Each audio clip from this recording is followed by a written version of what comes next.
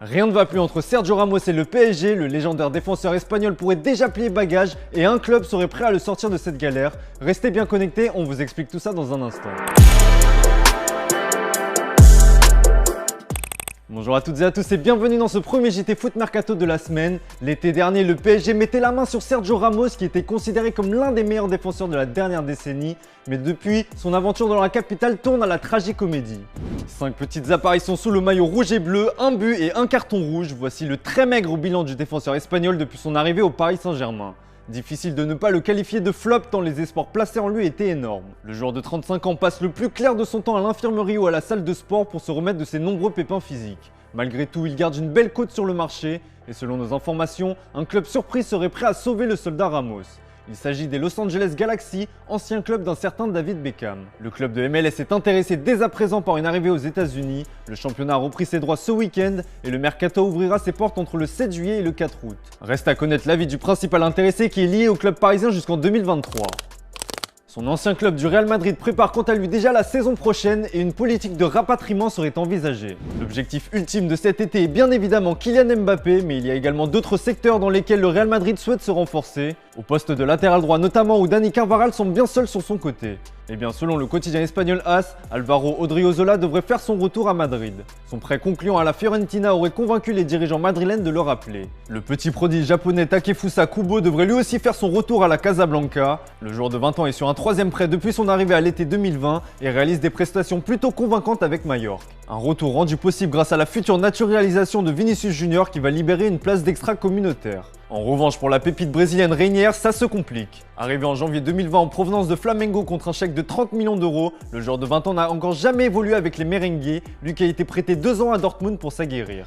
Malheureusement, son faible temps de jeu au BVB ne devrait pas lui permettre de réintégrer l'effectif madrilène cette saison. Un nouveau prêt serait à l'étude. Enfin, les cas Diaz et Mayoral sont également suivis avec attention. On en vient à la question du jour les amis, que pensez-vous de la gestion des jeunes au Real Madrid? Est-ce que selon vous, le club est arrivé au bout d'un cycle? Comme d'habitude, on attend vos avis dans les commentaires. À la question de vendredi dernier, on vous demandait quel club français avait le plus de chances de remporter une Coupe d'Europe. Eh bien vous êtes en majorité d'accord pour dire que l'OM a clairement ses chances en Europa Conference League. Dans le reste de l'actu, le cas Lucas Paqueta commence grandement à inquiéter au Brésil. Ce n'est pas le Brésilien individuellement qui inquiète au pays, puisque le gaucher réalise une belle saison avec 7 réalisations et 2 passes décisives en Ligue 1 et s'impose comme l'un des atouts majeurs de l'Olympique lyonnais. Mais c'est bien la situation sportive des Gaunes qui pose question. Le média brésilien UOL Esporte n'est pas rassuré à l'idée de voir ce cas de l'équipe auriverde pointé actuellement à la 10e place de Ligue 1, loin des places européennes avec un entraîneur sur la sellette et des perspectives loin d'être franchement emballantes pour la fin de l'exercice. Le tout à quelques mois d'une Coupe du Monde que la Seleção compte bien remporter. Si l'OL ne se qualifie pas en Coupe d'Europe, un départ de Paqueta ne serait pas à exclure. Et qui dit nouveau club dit changement en cascade et adaptation indécise. Les conséquences de la guerre entre la Russie et l'Ukraine se ressentent dans le monde du ballon rond et ce sont les clubs russes qui en font directement les frais. Selon le quotidien allemand Bild, le 8e de finale d'Europa League entre le RB Leipzig et le Spartak Moscou, qui devait se jouer les 10 et 17 mars prochains, vont être annulés par l'UEFA en raison de la guerre entre la Russie et l'Ukraine. Le RB Leipzig va donc directement accéder au quart de finale de la compétition sans jouer. L'exclusion du Spartak Moscou de la Ligue Europa ne devrait pas avoir pour effet de repêcher une équipe. La formation russe avait terminé première du groupe C. L'appel au boycott de la Russie prend de plus en plus forme et Schalke 04 a notamment pris une très grosse décision.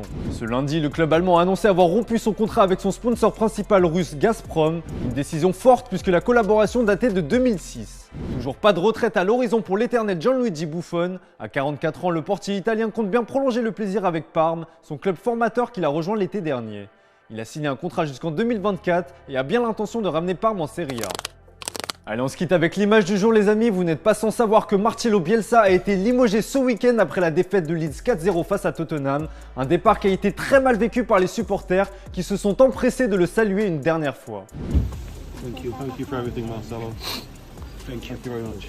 Thank you. Thank you, Marcelo. Thank you. Marcelo Bielsa. Marcelo Bielsa.